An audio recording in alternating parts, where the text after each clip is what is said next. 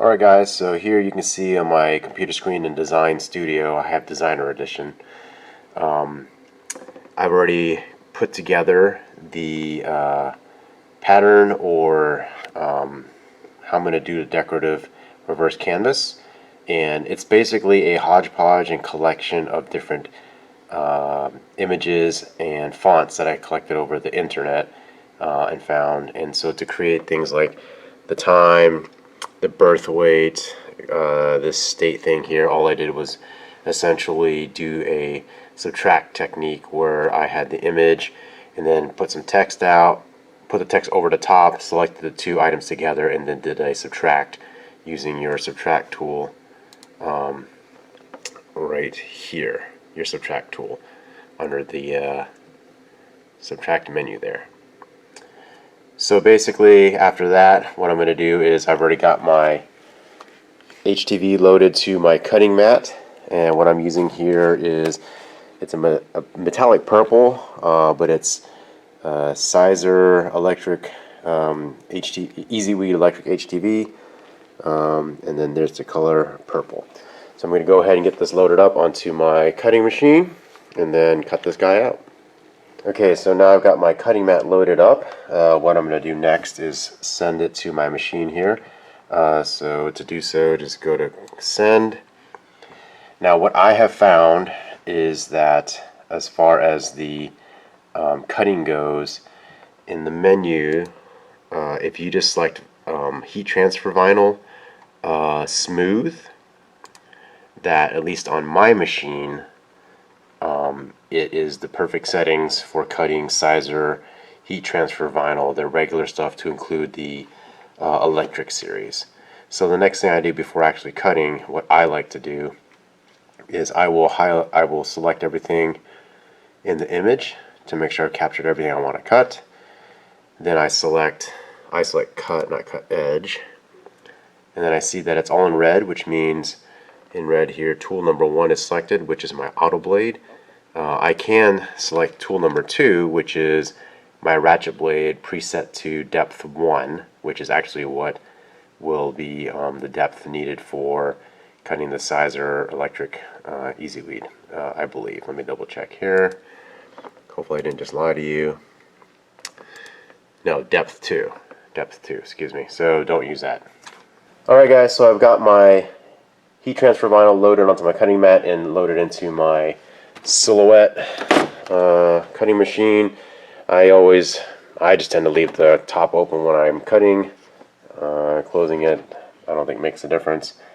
So the next step to do is to go hit send, which will bring up your cutting file. Now what I personally like to do to make sure that everything's set to go is I will select all the images that I want cut. I will select cut, and then here I've already done it, but I have found, at least for my machine, yours may differ, that for cutting Siser HTV, whether it's Siser HTV regular or Siser HTV electric or Easyweed electric, that the preset heat transfer smooth setting works just fine. And so it has a depth of 2 with a force of 4, 1 pass, and a speed of 8. Using their regular Easyweed and Easyweed Electric, I found no issues with this. You may have to experiment with your particular machine's settings. So once I have all that set, I just kind of take a look at the image, and I see that everything is highlighted in red since my tool 1 is red here, and I selected cut. Everything that I do want cut is cut.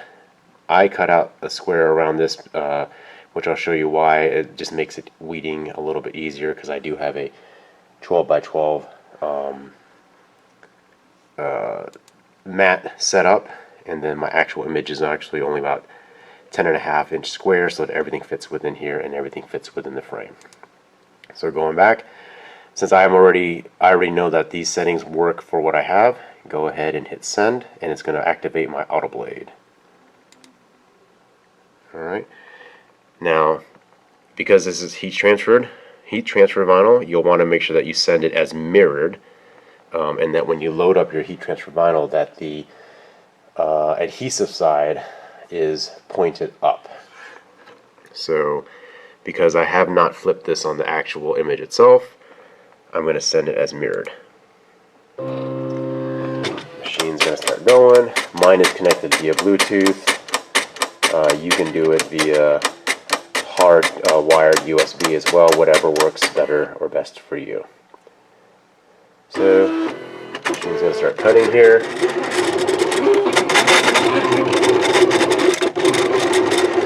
And I'll let it do its thing and put it on time lapse, or just fast forward to the next part.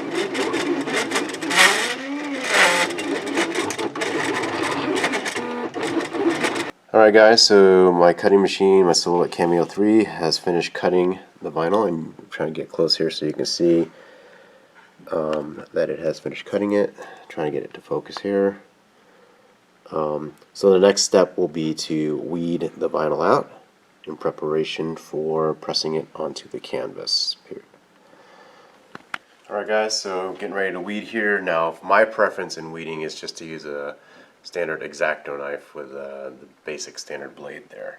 The reason being is because it works great as a poker. It pulls up. If you need to, you can cut and slice. Just be very careful since that's a very sharp blade. So let me show you as far as being able to poke things up and then pull it out. I'll actually zoom in just a little bit more here. Okay.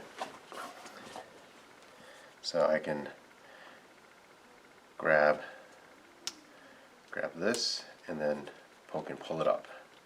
Once I get it started, I can then start pulling, and then since I use a X-Acto knife, slice that, make it way easier for me to just start pulling this big chunk of vinyl here. Right now, I like to, when vinyl gets kind of a lot, I like to cut it off because sometimes it'll get caught back on the transfer paper, and just kind of start to bunch things up and make it a little bit more difficult than it should. So what I'm going to do next is go ahead and start peeling off some of these other things here. And so all you need is to use the knife tip to lift up the vinyl. Once you lift it up enough, you can just peel it away, get rid of it. So peeling, and I'm holding the knife sideways to the vinyl, not blade side down or blade side up. Blade side either towards you or away from you, but basically the blade, I hold it sideways. My general tendency is to hold the blade towards me. I don't know why that is. I could easily do it away from me, but for some reason I feel more comfortable doing it towards me. Your preference and style will vary. So just going ahead and doing this. And so what I'll probably do is continue on with this and time accelerate the video itself, so you don't watch for the next 10-15 minutes or however long it takes me to weed everything out of here, and kind of a boring process. Alright, so with that being said, I'll go ahead and start the time acceleration.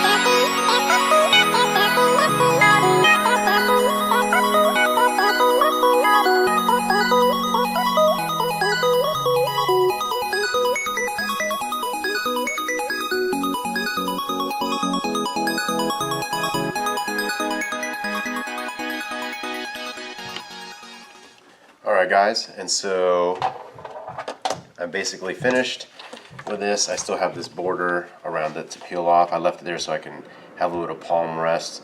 The way I weeded it was just one method to do it. What you could have done, so because this transfer tape is a little bit sticky, what you could have done was taken out the lettering and things like that first, left the rest of this out, and then peeled off all the stuff that I peeled off first, the main fill in there. So what I'm doing next is, you saw me do it earlier, just turn it over to make sure I didn't miss anything. Make sure you look it over good. Look it over a couple times because in the past I have actually turned it over, everything looks good, get ready to go press it, and then I realized that I might have missed a small, like taking out a small piece of an E or the inside of an E or an A and just forgot about it and didn't see it the first time. So check it over a couple times to make sure that it's good.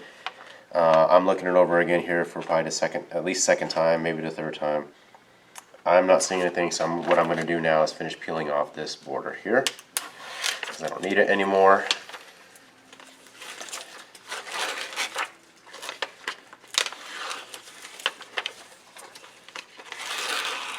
Alright, good to go. Kind of look it over again one last time. So this is kind of what it looks like. Kind of hard to see since you're seeing through it. But looking it over one last time here. Alright, should be ready to put it onto our canvas. And so speaking of the canvas, what I've already done here is I've gone ahead and separated the canvas from its framing. And so basically, this is your standard canvas you could buy at any hobby shop like Michael's or Hobby Lobby. And it's something like this. This one's still wrapped in its cellophane. Anyway, so on the back side it'll look like this. So all you have to do is take some sort of screwdriver or some sort of tool, and you'll want to basically pry all these staples out to release the canvas from the frame. So this will be the canvas as released from the frame. There's the painted side, this is the back side or the unpainted cloth side. And so what that does, it leaves you with a wood frame. Now the wood frame is a cheap pine kind of material. And so all I did was take just your basic wood stain, stained it. As you can see here, I just stained the top and the sides, and then the back I just left it alone because, well, it's the back. Things to keep in mind here is like these edges here. Make sure you dab stain in there really good. And then on the inside of these frames, there's kind of like gaps in there where they have the slots to fill it in. Make sure you get some stain in there so that no regular light pine wood is showing. After that, all I did was take some polyurethane spray and then sprayed it a couple coats, so you see there's a little bit of a glossy sheen, but that also seals in the stain itself. If you're looking on a tutorial video on how to do this, just Google, removing canvas from frames, and I'm sure on YouTube you'll find plenty of videos on doing that. Okay, so the next step is to get this oriented onto the canvas, roughly where you're going to have it, and press it onto the canvas and then put the frame over it. So what I'm doing is I'm kind of using, when you take off the canvas from the frame, there's going to be these natural bends where it was on the frame previously. And so kind of just what I do is put it on there loosely to center it on the canvas, and this is the painted side up, and then I take the frame and then I'll put it over like that. Now you'll see that there's excess around here, and that's going to be fine because what we're going to do is once we press this onto the canvas, we're going to mount it from the back side here, and then trim away. So here's the frame, so here's the frame and the canvas. You're going to trim away somewhere in the middle there after you've mounted it. So let me reset this here again. So I've got my material down. Zoom out a little bit more so you can see better. Okay, got my material down. Canvas, again, painted side up. And then just center this in here. And again, I'm using the bend marks from when this was wrapped around the frame earlier or previously, kind of as a guide to help me get it centered. From there, put the frame around it, kind of put it where you think it's going to go, and then you can adjust it later. But what you want to do is just set it up so that when you press it onto the canvas, you can then realign this in the frame. What we're doing here is making sure that everything fits or will fit. Alright, so I'm satisfied with that. Next thing I got to do is go ahead and get my heat press warmed up. Alright, so my heat press is fully warmed up. I have it set to 320 degrees. So what I'm going to do next is put my already pre-aligned HTV and the canvas on the heat press there. The transfer plastic on here, you don't necessarily need to put a Teflon sheet or anything like that, at least according to what I've read and what I've done in the past. I just like to put a piece of parchment paper there anyway, just in case. Now the directions for this on here, if I recall correctly, they say for the application to press it with an iron for 10 to 15 seconds, peel away the carrier, and then press for 5 to 10 more seconds. So I'll do something similar here. So go ahead and press it. I've got a counter, so do 10 to 15 seconds. I have a 20-second counter on right now. So when I get down to about 5 seconds is when I'll pop this up. I'm at 10, so 5 more seconds.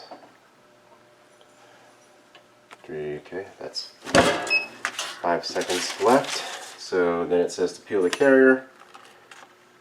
Oops. It needs a little bit more time because when I peel the carrier, there's still some parts that did not stick. So I'm going to try to fix that since it's bending a little bit here. Be careful of the hot plate there because that is what it is, a hot plate. I should have given it more time instead of peeling it so early. Lay it down nicely, carefully. Okay. Just to be sure, I'll give it 10 seconds more.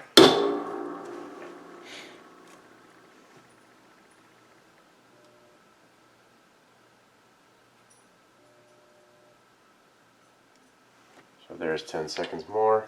Pop that up. So lesson there is to, when you peel back carefully, a little slowly. Don't just try to rip it off like I did. So there's, it peeled off really nicely at that time. And so now that it's unprotected by a transfer sheet, and then I have this hot plate here without a Teflon sheet on it, I'm going to go ahead and put my parchment paper back on. And then press it for another 10 seconds here to make sure everything's sealed up nice and good. If needed, recover and press for 5 to 10 seconds. So that'll be 10 seconds there. Pop it up. I'm going to go ahead and power off my heat press since I don't need it right now at the moment. And there you go. Okay, so now that we've got this pressed nicely onto the canvas and I've given it some time to cool and set, it's time to get it mounted to the frame. And so what I'm going to do here is place the frame over this, center it as best as I can. Now there's a couple different ways you can do this. If you're an extreme perfectionist, what you could do is place it somewhere and then take measurements if you want. For example, this looks like it's 7/8 of an inch from the inside of this frame to that tip there. So you want to do the same here. And that is 3/4 of an inch, so it's roughly, what is that, a little bit less than 1/8 off. So I can move it, let's see, this way to a touch more to center it. I have learned over time that even though something might be centered by measurements, that your eye will tell you something different. So this one here is roughly 3/4 of an inch and 3/4 of an inch between the end inside of this to the tip of that. Now that's easy to do simply because this is a uniform picture. Down here you're going to have to find things that will be more useful for centering. For example, you can't really do off of these pictures here simply because they're two different ones.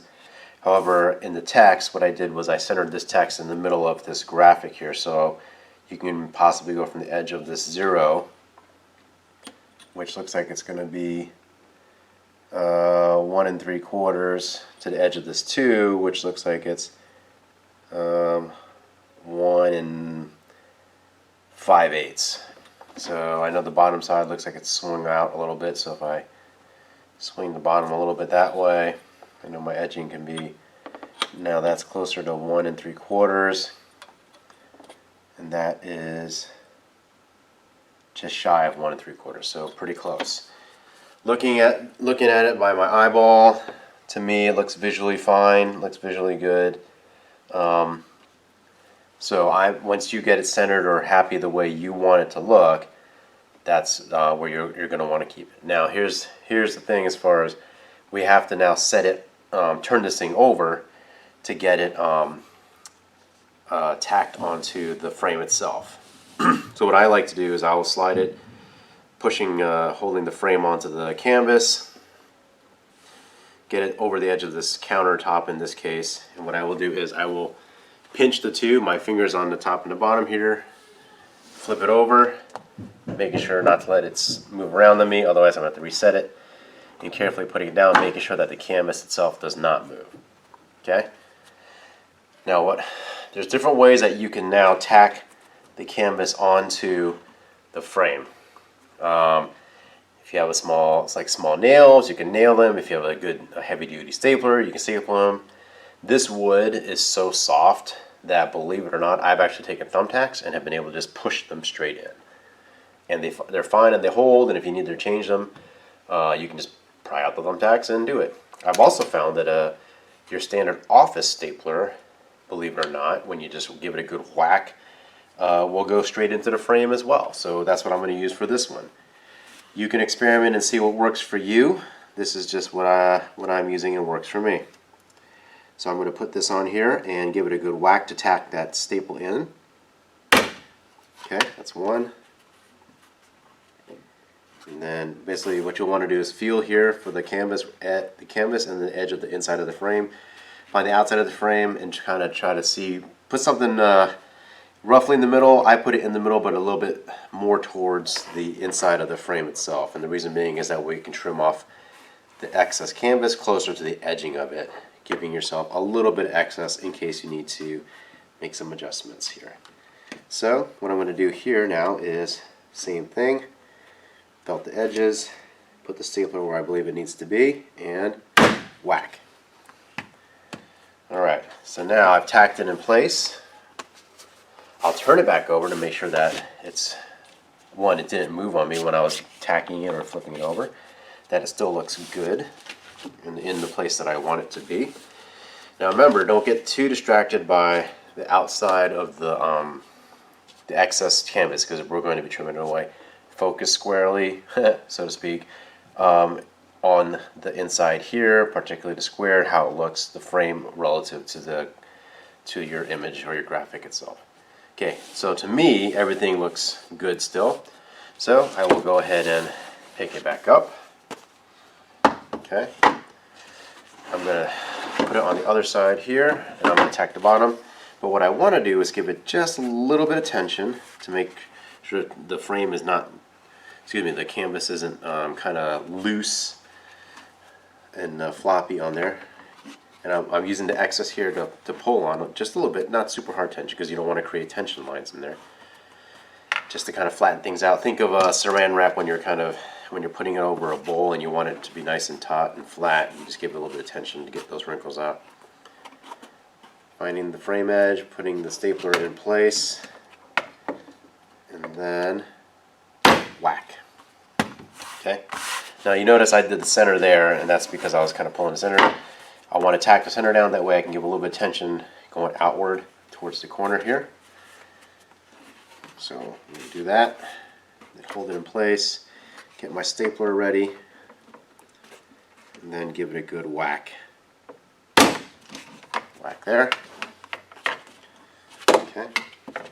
Get ready to do this and give this one a good whack as well. Boom. Okay. Turn it back over, just double check. Everything's still looking good. I've got 3 across what is now the bottom there. So I'm just going to put one in the middle here.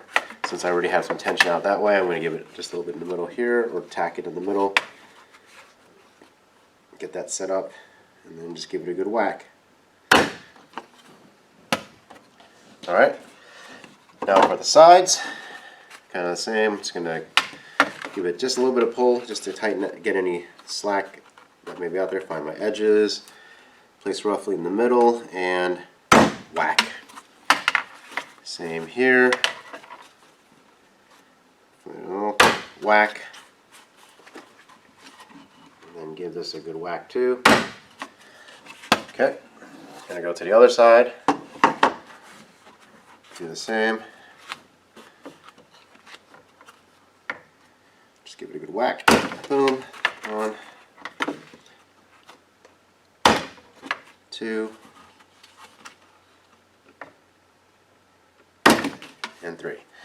Now, I just did basically 3 per side. You can certainly do more. If you're comfortable with the tautness of it, you can certainly do less if you feel like it as well. Totally up to you.